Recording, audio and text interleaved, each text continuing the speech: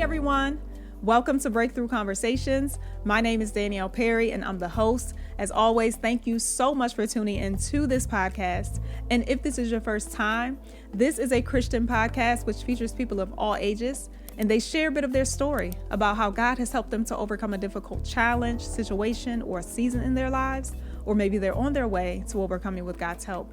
And they do share authentically. Well, if you are back, then you know that this is part 2 of episode 31 featuring Montague and Tyra Blounts. And the title of this episode is Navigating Life as a Team in Marriage. If you have not seen part 1, trust me, you will want to go and check it out. In the meantime, y'all, here it is, part 2.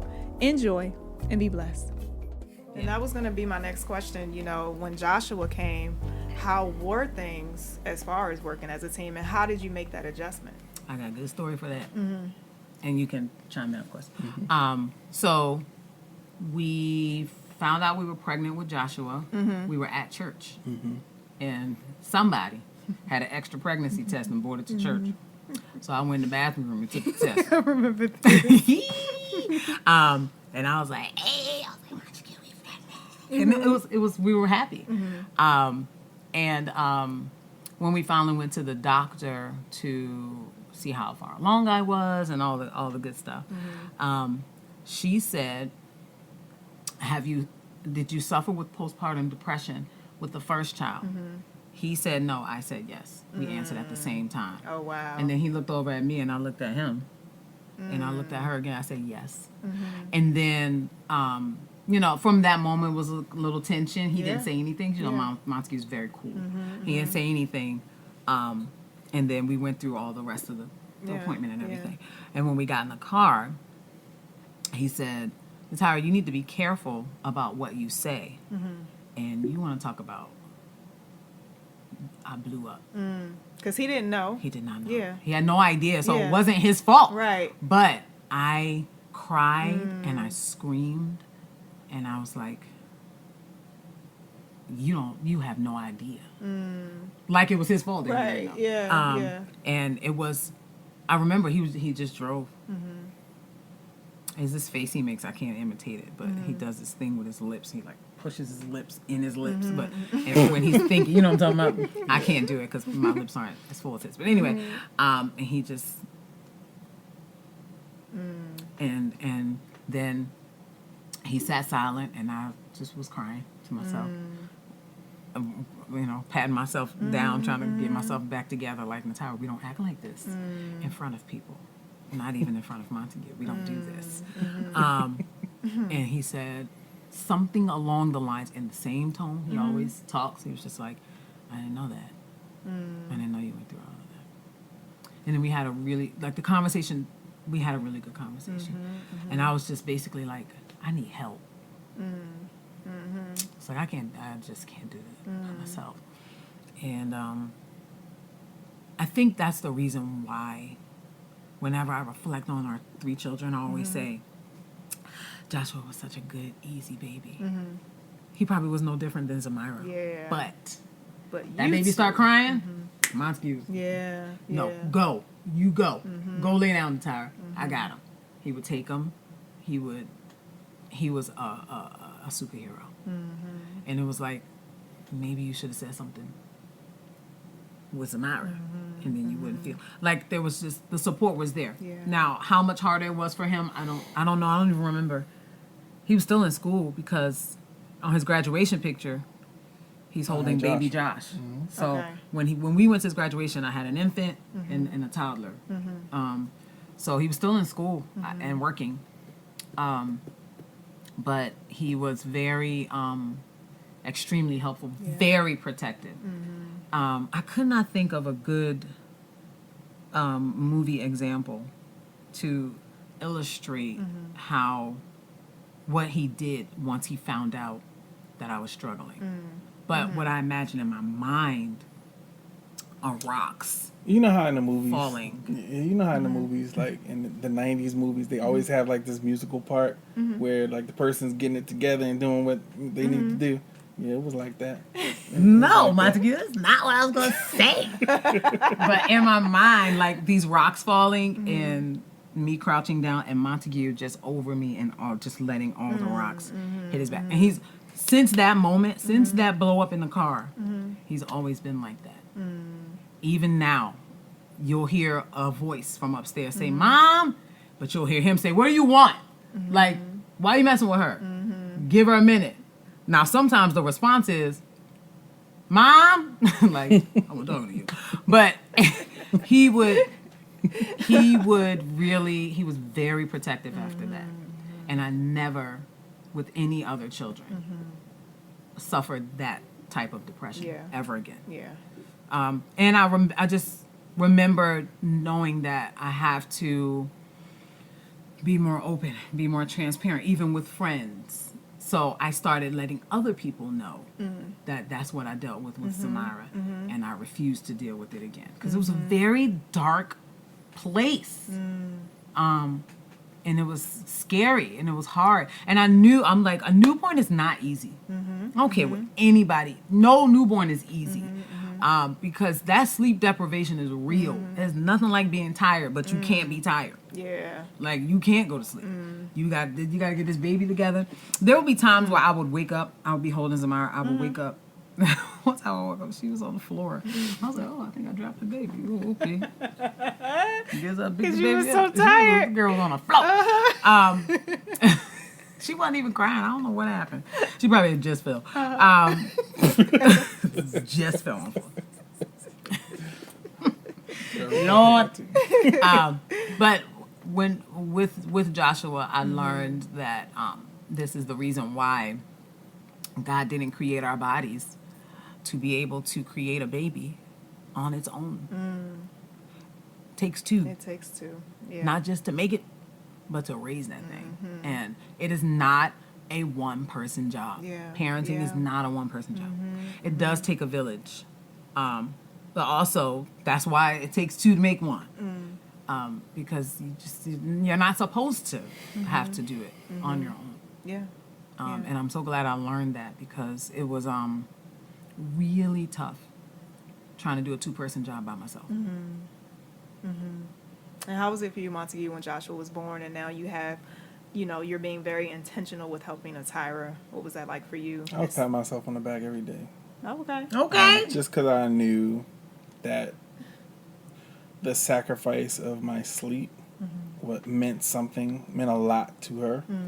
That was very rewarding. So I don't feel like I was ever angry getting up. Some nights I would take that shift and like just be like, I got him the whole night. That's true. It was cool. Living in that little 2-bedroom apartment. We also made like some practical changes. So instead of me trying to nurse completely with Zamira, I nursed for 3 months. Yeah, she's that's part of the reason why she cries so much, because I just don't think I made a lot of milk.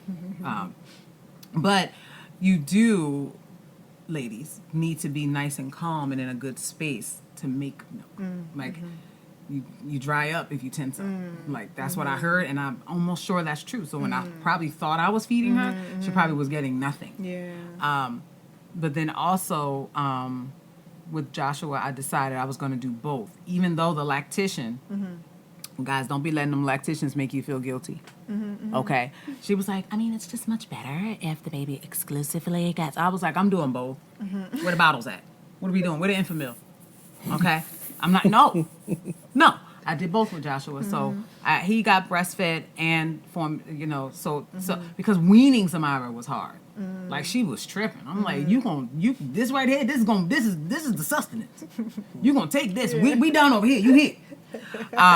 With Joshua wasn't a struggle because he, from day one, he was doing both. So he was getting mom's nutrients, but mom was getting sleep and rest. And he was just a content, nice, full baby. Yeah. He was, He was chunk. Yeah, that boy was solid. Yeah, he was a nice little solid baby. Yeah. But that helped. Yeah. And then Zamira was just always this wonderful big sibling. Okay. She was a handful. She was headstrong. She would say a little bit too much sometimes. Not knowing that she was being smart. She was just saying it. Okay. Yeah, Zamira thought she was in charge of the household sometimes. But she really would help. Yeah, she was very helpful. She helped with Josh. She absolutely loved him. She wasn't jealous. she was just wonderful. I wouldn't say she was out of the way because you still be like, Samara. I look at old videos and Samara was like, why wasn't I listening? I'm like, I don't know. I don't know. Right. She was like, why did I do that? Exactly, Samara. Exactly, Samara. But she gets annoyed watching her videos. She gets annoyed at herself. Right. But she played with the baby. You know, you could tell Josh loved her.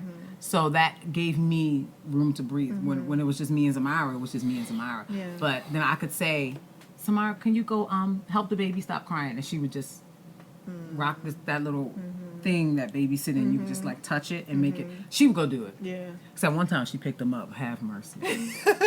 What happened? I was cooking. I was like, "Oh, Samara, your brother's crying. Can you go help your brother stop crying?" Which means, rock. Yeah. I came in there. She had the baby like this, but this is his head, and the rest of his head in front of the TV talking about. Poor baby. I was like, "Girl, you done choked the baby." I said, "Oh, thank you, Samara." The world. And how far apart in age is Samara and Josh? A year and like 4 months. Oh, that's November, it? December, January, February, March. Yeah, a year and 4 Oh, months. wow. So she hadn't turned 2. She did turn 2 when we had him, right? No. Oh, She was Oh, born wow. in 7. He was born in 9. yeah. Wow, I didn't know they were that close in age. What's Yeah. 7 and 9? What's that? 2007 and 2009. Oh. Yeah, but she was Okay. very helpful Okay. and sweet. Yeah. And Joshua and Gideon, I think, were a year and 3 months. Yeah, they're 15 months Oh, apart. wow. I know that. Right. They're back to back. Okay. So I knew they were back to back. So having Gideon, having already kind of established we're now doing this as a team with Josh, was it the same with Gideon? Was it kind of just natural? I need some shades for this part. And Gideon Michael. He was like, go on over there. Lay down. No, let me tell you something. Let me give you a comparison. When I had Zamira, sometimes I would, in the middle of the night, wake the baby by mistake. Okay. Not realizing she was still asleep. She would move and I'd be like, ugh. Right. And I would pick her up. Gideon, I remember one night, I promise you, I was in good sleep too. I woke up, he was full, crying, sweating. He'd been crying for a minute. I was like, oh, I'm sorry. I ain't even me. Like, it wasn't even a thing. Like, you got to be full tears. Because babies cry with no tears. No, by the time I got to him, I was like, oh, you were crying for a minute. You okay? You all right? Like, nope, my baby number 3. Yeah. No, sir. You had that experience by then. Yeah. Yes. Yep. All around. The hospital experience was better. I was stronger. I was more alert. I was just... It was, number 3 was... I mean, Gideon got nursed for 3 months. Okay. With Infamil. Okay. Josh got 6. Zamira got... No, I'm sorry. Excuse me, ma'am. 3 weeks. Gideon. 3 weeks. And Joshua had 6 weeks. Zamira got 3 months. Got you. But So you said something earlier about how you had a dream and God was speaking prophetically that Joshua, like you were going to have a boy, but then you had a girl, right? And then Joshua came and I'm sure you were probably like, okay, maybe this is what God was actually talking about by the time we got to our second child. We were going to have a boy. But I've heard from you that Gideon was kind of a surprise. Bro. So what was that like, just because now you have to adjust again financially and just maybe some other things that were going on in your, just in general. So how was that? Knowing that we had a child on the way was always a little scary. Gideon being a surprise, though, I mean, that whole process was a little bit scary for us because, I mean, there was a time that we thought that she was going to lose the baby, too. But I don't know. We just got it together. I mean, and just to back up a little bit to the whole part where we were talking about when we thought Zamira was the first baby was going to be a boy. I was silent, and I wasn't mad that we weren't having a boy. I always wanted to have a son to protect my daughter. Right. Right. So that was my main concern. Okay. So once we got out of the joint, I was fine. We good. But I will say, when we were going to see what Joshua was, the second baby, and he was like, and it don't matter. You know how you try to downplay it, like I ain't getting my hopes up. He was like, it doesn't matter. And when they said it was a boy, Montague, he almost couldn't believe it. Oh wow. And when Gideon was also a boy, Okay. yeah, Montague, he was pumped. Yeah. And it was good timing. Yeah. For it. It was good. They had, you had a built-in best friend. And the two, now they argue all the time. They're at that age now. But they've been Gideon like that. Gideon knows how to poke Joshua. But even before he was talking, he would do things. He to knew, Josh. like Really? he knew just we had what videos to do. like, yo, why is he messing with him like that? There was a video where Joshua had some like a lollipop or a popsicle or It something, was a lollipop. and Gideon, like you see Gideon come out of nowhere and snatch it, Dang. and he'd be like, "Cut it." Joshua starts crying. Yeah, it's always been like that. Like they are best friends, but they are also They know how to get under each other's They know how to skin. get it in. Lately, Joshua has become more of the one that knows. I know how to push Gideon's button, so I'm gonna do that. But again, like having the three of them at the same, like it was much more laid back. Like we would just make sure that we set up the house so that nobody would get hurt, and we just let them run around. Yeah. And that basement, that I'm sorry, I said the basement. It was the first floor of that house. That house was wrecked. I mean, you look back at the videos back then, the carpet was dirty. I was like, what? The walls sat on that had carpet? marker all over. Like it was like we were living dirty back then. But it wasn't You couldn't keep it clean right. with them. Right. Yeah. And you just had to let them play. let You them just play. because at the time we had one vehicle, it was a little Toyota Camry, and we had 3 car seats smushed in the back.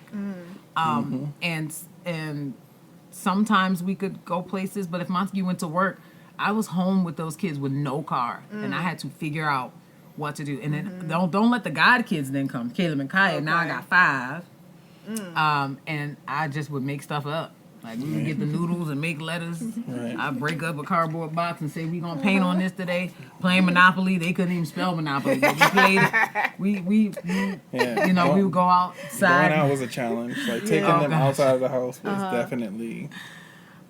You putting on your best armor and just all right. Well, we're gonna see how this works out. Yeah. And that double stroller. Right. That double stroller was a lifesaver. It was the kind where it was one kid in front of the other.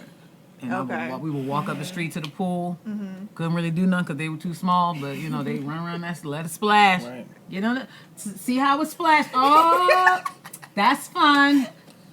Yeah, and then there were times where she would have to take all 3 kids to the store, and she would have little Josh and Gideon in the seat and Samara walking on the side, and Wow. I mean they would carry on. There was a video where somebody was running their mouth, and all of a sudden you see a hand come in the screen. So Myra and they both got popped. Oh, bro. double slap. Because they were already laughing and being real extra, and I was just trying to be cool. And then they started this screaming. They were like, no, bop de bop.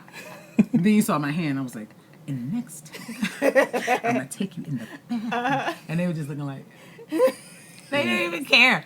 But one time I went to Aldi, and it wasn't Samira. It was Caleb, Josh, and Gideon for some reason. Samira was with Kaya or something. And Gideon was a baby, and Joshua was a little toddler. Joshua always had to have 2 cars. He had to have 1 car in each hand to be satisfied. Little Matchbox car or the other car, whatever they're called. Anyway, he had Hot Wheels. Hot Wheels. Yes, he had those in his hand. Caleb was older, maybe like 5-ish, but they were all very little. Yeah. And Gideon, I remember, was an infant. Joshua wasn't listening already.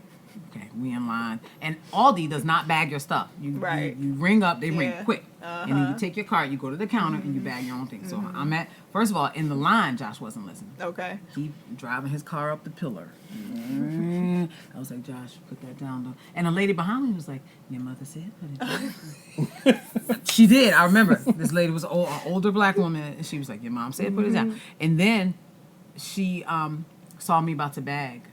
And she looked at me and said, do you need some help? Okay. I was like, no, I got it. So Josh wanted to take his car and drive it down the whole counter and back. He kept cutting in front of this lady. Not everybody like kids. Right. And she was looking like whose kid is this? I was like, Josh, get over here. Get over here. I was that black mom out in public, like, why is she yelling at that baby like that? I was like, stand right here. And I think I pinched him or something. He started crying. Joshua was a crying child. Okay. And so he crying. Now people walking past looking like, right. This lady in here with these kids making all. And for some reason, Gideon starts crying too. Oh gosh. Like, what? Nothing even wrong with you. Now they're both crying, and Joshua's getting louder. He was not to be outdone. And louder. And all I could do was bag my... People were looking at me. I felt like crying. Caleb was being so good. And when we got home, I put them right in their beds. I said, go to sleep. Don't talk to me. Like, I was mad. Yeah. I was like, I am going to beat them when I get home. But I didn't, because I was like, by the time we get home, they're going to be forgot. They're going to be like, what we getting beat for? I was like, I ain't going to beat them. I was like, go to sleep. Go to sleep. You probably wore yourself out crying and embarrassing me in the store. Go to sleep. I was like, I'm not going to cry. I'm not going to cry. Because these kids, but I went in my room and cried for a minute. I was so embarrassed, and I felt like, Natara. But it was okay. It was just pride. I don't want to be that mom. And people were like, I'm talking about rolling there. I should have let that lady help me. I should have let her help me, because I did need help at the time. But Lord have mercy. So I want you to talk about, once you guys were better equipped in 2011 after that vision, right? At the men's resolution, all of that. How did you notice, or what changes did you notice after that?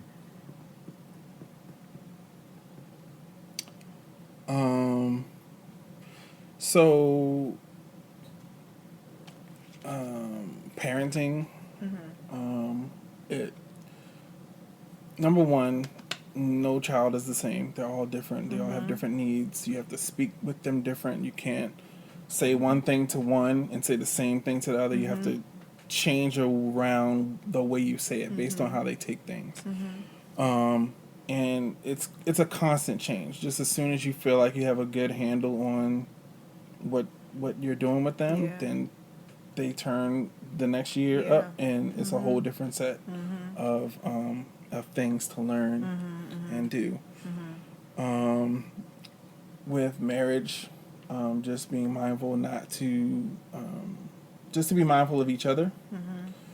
The big thing for me, though, is faith. Training up kids in the way that they should go, so that when they become old, they do not depart from it. That is the big thing for me.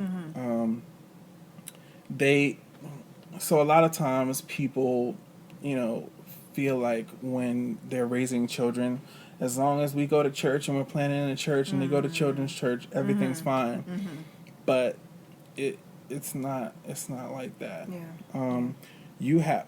It's the same thing as when you send your kids to school. Like, a lot of poor parents will send their kids to school and rely on the teacher to give, or the group of teachers that the student has, to give them everything they need educationally. But you still have to do homework. You have to supplement that stuff at home. One kid might need tutoring. Even if they're really smart, they still might need tutoring for something. You have to supplement. So with faith, you can't just send them to children's church and feel like they're going to get everything they need to establish a good relationship with God. You have to supplement that with something else at home. And so that's been something that we've learned over time. We have an established thing called family time. Sometimes we have ebbs and flows. So sometimes we'll have family time consistently, and then sometimes we'll go a couple weeks and then realize, oh crap, we didn't have family time this week. So, and those, even though many of them are just Bible studies, like it gives opportunities for them to ask questions about things that are confusing to them. Or things that don't make sense. Yeah. Because let's face it, a lot of things in the Bible sometimes don't make sense Right. unless you have the wisdom or the context, or you pray about it and kind of get further context or explanation or further, what's the word? Revelation. So, yeah, I think that's the biggest thing. I'm sure I left something out, though.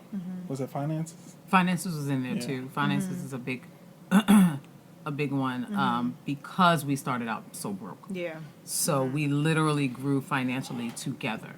And going from one financial bracket to another, you have to know that you can't function the same way. You know, we had to really pay attention to tithing because tithing gets harder the more money you make. You'd be like, wait, we putting that much in there? Okay. All right. Right. So it gets a little difficult, but you have to. Like we We won't thought we were not. doing good. I know, we thought we won't. But then you look at it and you about $100 off. Yeah. Yeah. So we have had to make Right. adjustments You have even still recently. Constantly reassessed Yeah. Yeah. how much you're giving versus how much you're making. Yeah. Gotcha. But then, you know, learning how to save and learning how to put money in the right places. So that's something where we just continue to grow. It's a place where we continue to just learn how to do it better each time. But you know, Montague is a genius, and this budget spreadsheet that he put together is so helpful. It's just like I was just so happy when he showed it to me. I was like, "Oh, I want one." Like, how you do that? What's the formulas? So it's just I literally refer to it every time I get paid, just to make sure I'm doing. Okay, I gotta do this. It just helps telling it where to go, and knowing what it's gonna look like. It helps me to hold myself more accountable.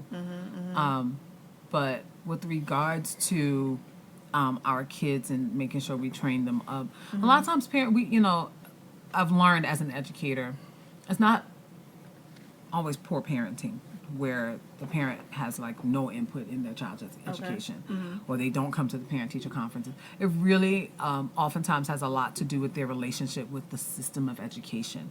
If you have a parent who was a dropout, you're going to have a harder time getting a hold of that parent. If you have parents who have poor school experiences before, you're going to have a hard time with them trusting you as a teacher.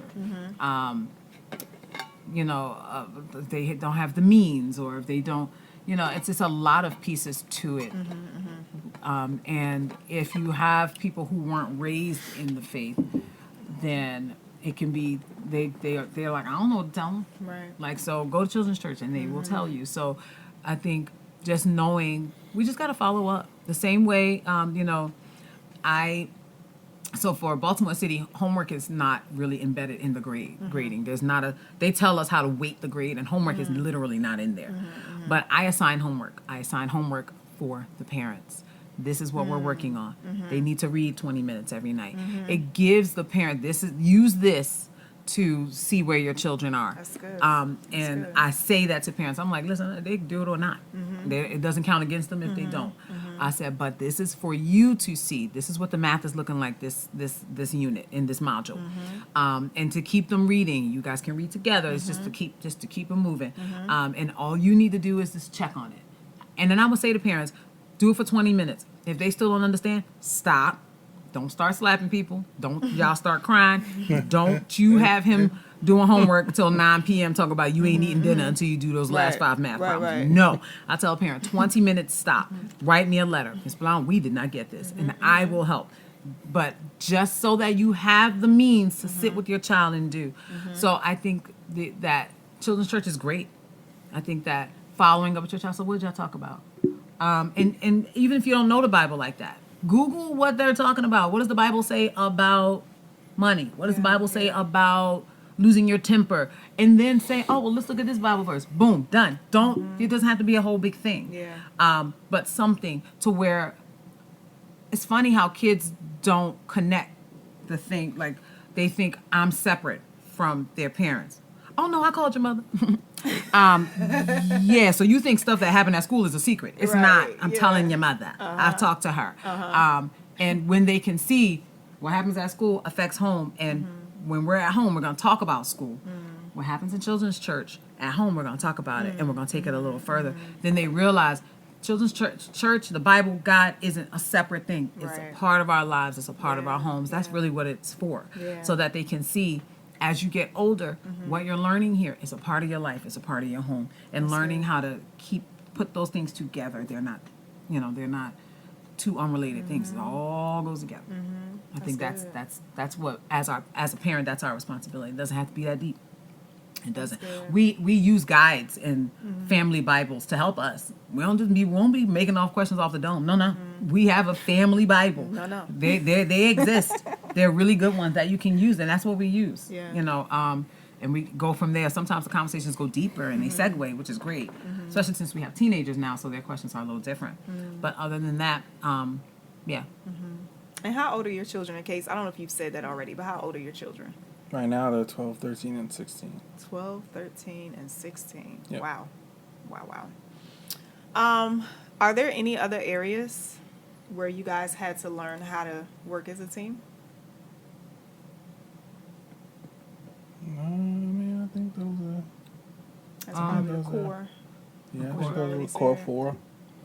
I mean, intimately. We can put this on here. I mean, you can say whatever you gotta say. Okay, well, but it is, sex is a very big part of marriage. It's not the reason to get married, but it is definitely something that becomes a regular part of your life once you do get married. Yep. I mean, I always tell my kids, my teenagers have questions. How far should you go before you get married?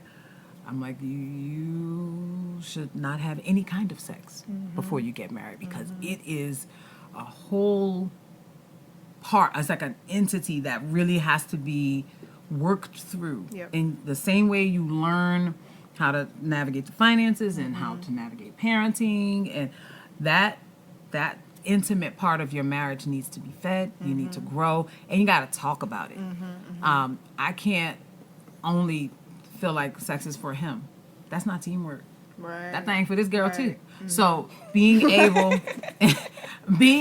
to communicate what his needs are, what my needs are, what his wants are, what our insecurities are. It really, like, you have to be transparent. But in marriage, it's a safe place. Like, it's Montague. That's right. Yeah. That felt great. That didn't feel right. What happened right there? How we going? Like, what you trying? It's very like free and fun and enjoyable and beautiful when it's done in the right context. Go. And there's a lot with women, and sometimes you say unfortunately, but with men, we just ready to go. Like with women, you kind of have to warm the engines up. So a lot goes into what mood she's in. A lot. So, I mean, for example, What example you got? Sorry, go ahead. So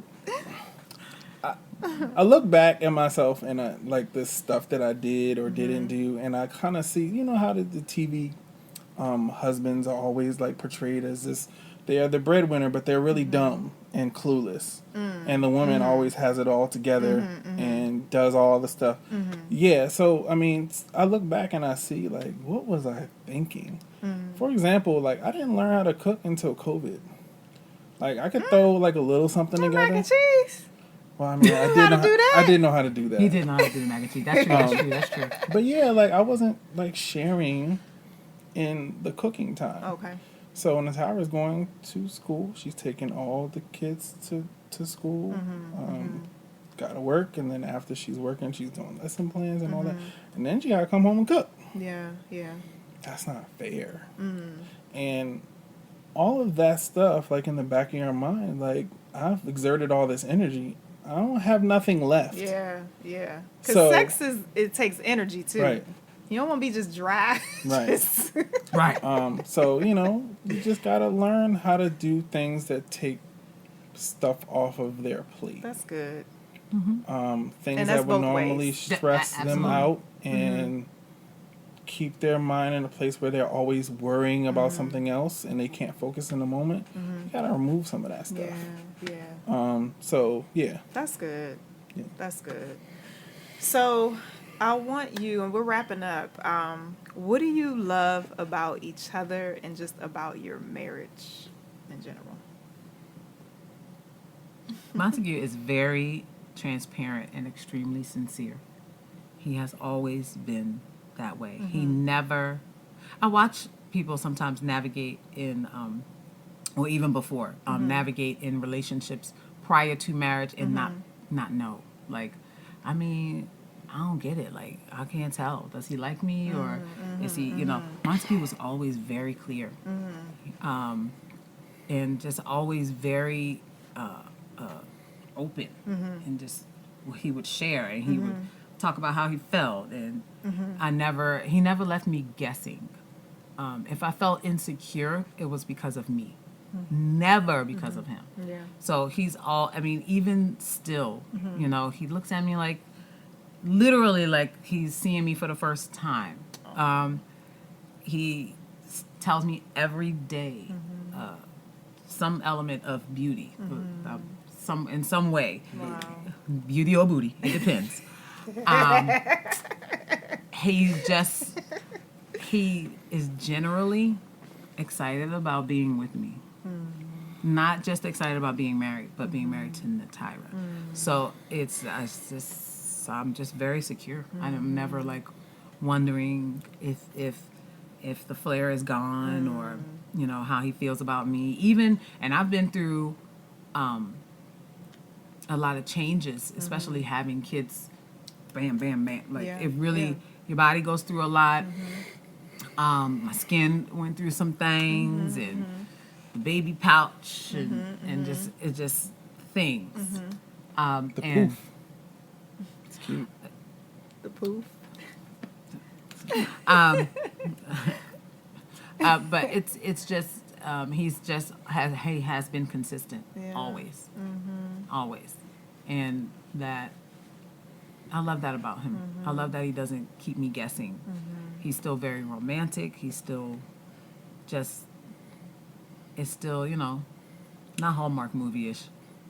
No, that's whack. We don't aspire The to that. BET. No. Hallmark Okay. sucks. All right. Dang. Watch out there now.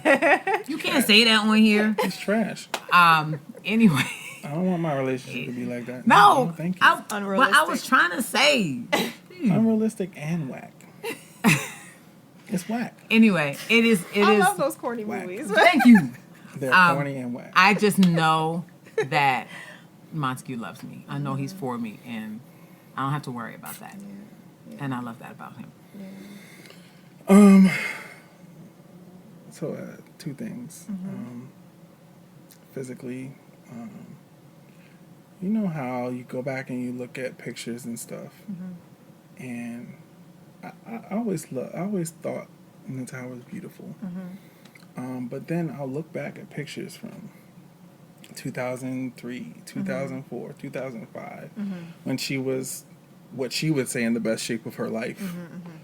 And I'm like, who's that? Like, she has increased in beauty over time. Like, it's not often that you have a person that looks better in their 40s than they did when they were 25. Yeah. Like, she is freaking amazing when it comes to that. Like, she's fine. She also splash. She also I don't know. That's an inside thing. Exactly. Don't even ask him what she's that means. very good at praying and encouraging. I was a late bloomer. When I had to go off to college, I didn't want to go. Like, I was too tied to home. Maintaining a girlfriend. My first 2 years of college, I was always worried about what was going on back in Columbia. So after I got out of class, I'm on the phone for the rest of the night. Or on the weekends, I'm going home. So that didn't work out, and I ended up dropping out of school. And I lost 5 years of productivity because of that. And so where I am in life, up until recently, I'm always like, I could have been here 5 years ago, right? And I look around and I see the peers that I have, and I'm looking at them like, man, I could be where they are right now. And there have been times where I've gotten really low, feeling like that. And the Tyra is always great at, number one, showing me how she views me, and number two, and more importantly, how God, bringing it back to how God views me. And those two things, like the physical and the spiritual, and she's very, very, very good with that. She's also like just a hard worker, and like sometimes she goes like way too far. Like she won't sit still sometimes, and I'm like, that's not good for you. But she holds it down in every area that you know that she's responsible for. She holds it down. Okay. I look back and I'm like, yo, how did I get this blessed? Like my family is great, my marriage is great. Just to see that we've come 18 years, like that's a big deal. And I don't feel any of the feelings or how I view her, or all of the things that you want to be in a relationship with someone for. None of that has waned at all. It's only increased. And she just keeps me full. I love it. And I just think very highly of her still. And she's come a long way. Like, she did cover that, early on it was hard for her to submit. She had trust issues. And so it was a little challenging navigating how to say things to her and how to point things out without offending. But she's come a long way. Like now I can say stuff to her and just be just totally disrespectful. No, I'm just playing. And she's very good at picking out the meat of what's being said and moving on that, and not as critical when I say stuff like just a little bit wrong. She's really good. Like I got the best end of the deal, like for real. So she's awesome. I love it. Natara over here blushing. Splash, splash. I love it. 1, 2, 1, 2, splash. I want you to, and you guys definitely hit on it throughout this conversation, but share why it's important to navigate marriage as a team. You got it. It's not marriage is just not a solo, solitary thing. It involves two souls. It involves two people, two entities. The two shall become one. But you cannot, it takes two to do that. You just can't have a successful marriage with longevity without seeing, acknowledging, and working with each other. It's just not gonna work. You can't come into a marriage thinking I'm gonna hold it down. I'm gonna keep us together. Like I'm gonna do, because you're gonna run out of steam. You can't come into a marriage like, well, he needs to, and this is what I need for me because I waited, and this is my time, and he needs, because then you're always gonna be looking for what the other is bringing, and not really making your own contributions. Like you're just not. It's not going to last. Good looks and good times is not enough. Beautiful moments and milestones and these Facebook moments that we post is not enough. That's a very small percentage of what the marriage is, and what you allow people to see in the space you allow people in. What you see in these marriages is not the whole of it. There are challenges. Life is going to flip y'all upside down, and you have to be able to go beyond We look good together, or, that was fun. Let's go on a date. First of all, you ain't always got the money to go on a date. Or it ain't something that you need to do because you're working on your weight, or you're working on what you're eating, and you're not going to always be able to go out and do an excursion or go out and spend money and do this and that. You have to be able to have a stable relationship where there's wisdom and not just entertainment, not just trying to see how you can get fulfilled, or how you can get the Hallmark, visual for people to see. I don't know. But it definitely takes more than just me doing this for what I need out of it or what he needs out of it. Furthermore, God is a part of this team. Yeah. It has to be, because I don't have enough in me. He doesn't have enough in him. And we don't have enough between the two of us to sustain for as long as we have. We laugh now about the challenges and, being so broke that we were fighting over a popsicle, but it was real. It was real. And these are the reasons that marriages don't last. When you start dealing with finances, when you start dealing with the challenge of our family grew so fast. We were like, wait, we got 3 kids? Oh, yeah, we do. Okay, how'd that happen? And knowing what to do next, for jobs, school. We both have got our masters. Bring it. Okay.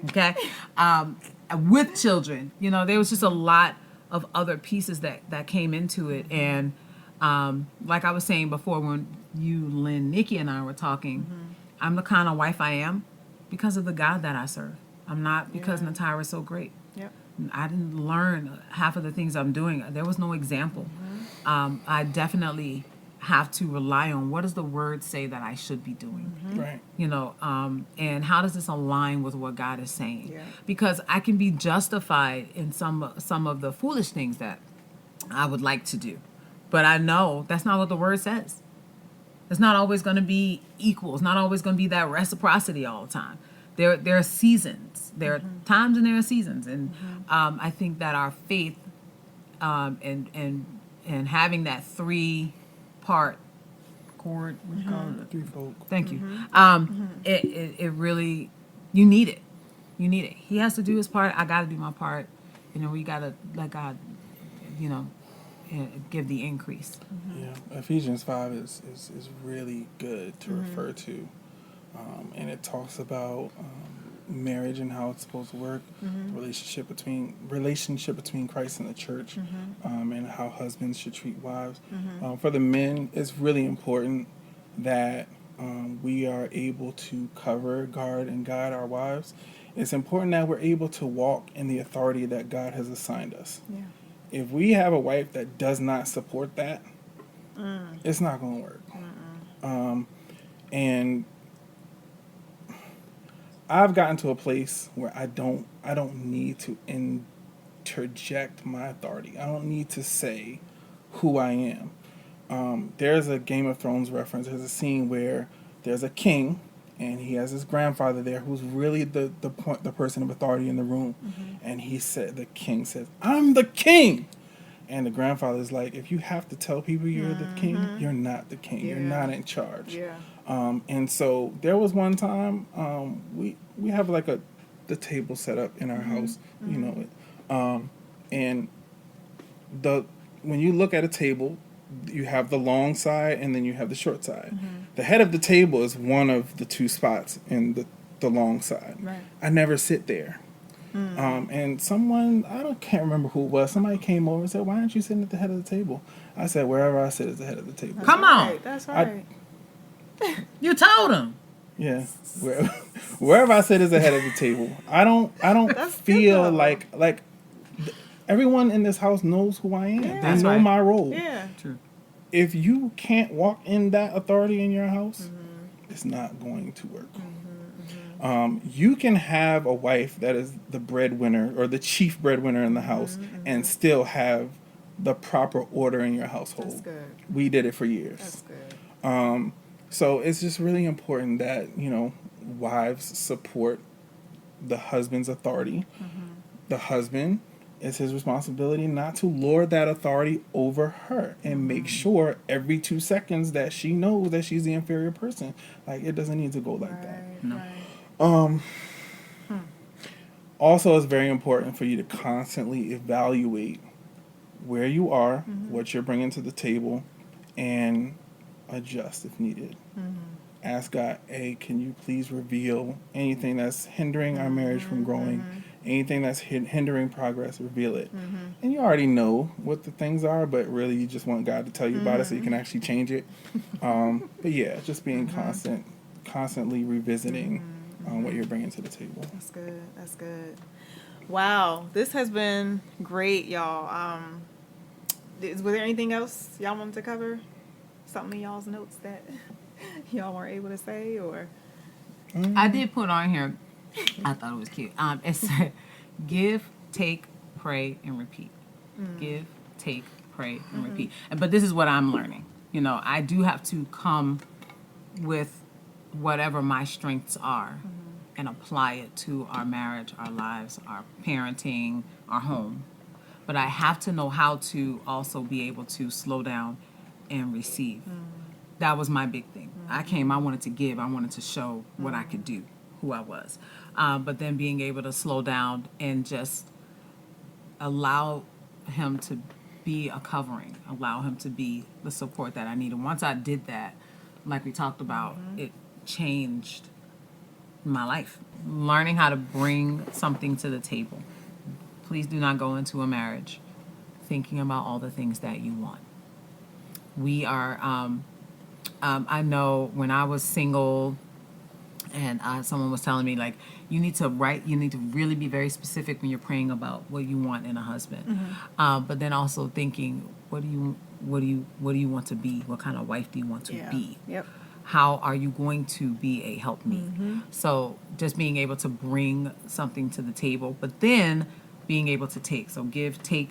Of course, they say give and take. You know, it's a phrase. It's there. I'm not making. You know, it's not like I, coined that phrase. But being able to not only think about what you're doing, what you're bringing, and how you want things to be, but being able to slow down and to let your spouse be what he or she is meant to be in that role. Letting your husband be the covering, or letting your wife be that help me, not feeling like, oh, I got to do it all by myself because. So being able to allow that other entity to add, because you have to take who you are, who that person is, you have to put it together to create what God intended. He didn't intend for it to be all him and him to just soak me up, and then everything that he does and everything that that he brings is that's all we do, and vice versa. Because you have different kinds of personalities. Like he said, he's laid back, which made room for me to be pushy and to be too much. And no, okay, that's not. And then run around and wonder why I'm crying in the middle of the night by myself. So just being able to come out of that, but then prayer, because we have to know God is the Holy Spirit is going to help you with things that you might not you wouldn't have thought of on your own. You wouldn't have done in your own human nature. You wouldn't have things that you wouldn't have said on your own merit, but it needs to be said. You wouldn't have done on your own merit, or based on how you were raised, or how you think life should go, or what you think the appropriate reaction is. The Holy Spirit will take you out of yourself and help you to be better. That's when the wisdom comes in, because without wisdom, I mean, it's just not going to last. It's not. And it'll feel good and be good for a minute. And when it's not good, or when someone gets sick, or when somebody passes away, or when things get hard, or when somebody loses a job, or, when these things happen, you don't have that to fall back on. You have to, has to be based in faith, because a lot of people, these irreconcilable differences. What is that? What even is it? Yeah, what is that? Yeah. And It means you stop trying. That's what it means. Yeah. Yeah, but even trying isn't enough. What we have in and of ourselves is not enough. It's not, because your human nature is for you to protect you. You need the Holy Spirit. You need God to guide you. You need to know what the Word says about this, what the Word tells me to do with that. And you need to go a lot of times against your human nature or your natural instinct to defend yourself or to defend the kid. And you don't want him to be harsh on the child, but you need to actually stand back in the time and mind your business and let him father his son in the way that he needs to be sunned or whatever. But just knowing that element of prayer needs to be there. Give, take, pray, repeat. That's good. That's good.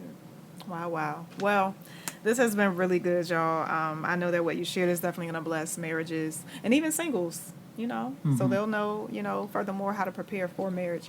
So thank y'all again. Thank you for the invitation. Yes, absolutely. Yeah, Absolutely. I can't. This was a very rich conversation.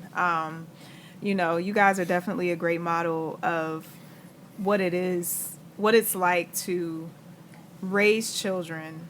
And like when I think of you guys, I think about fun. And when you guys say that you have family time, I know that you all do have that Bible study time together, right? But you also have just those movie nights and other things that you do as a family. So I admire that. As Jared and I are preparing to have children, I'm observing everybody, and something that just stands out for me is just the family closeness, kind of knitness, if I can say it that way, that you guys just have. So I admire that about y'all. So keep doing what you do. Thanks. Yeah. Well, this has been great. We in the black now. Yes. Oh, we in the black. Oh, yeah. Thank y'all so much for tuning in to this episode. I hope that you haven't. Psych. I hope that you have enjoyed it.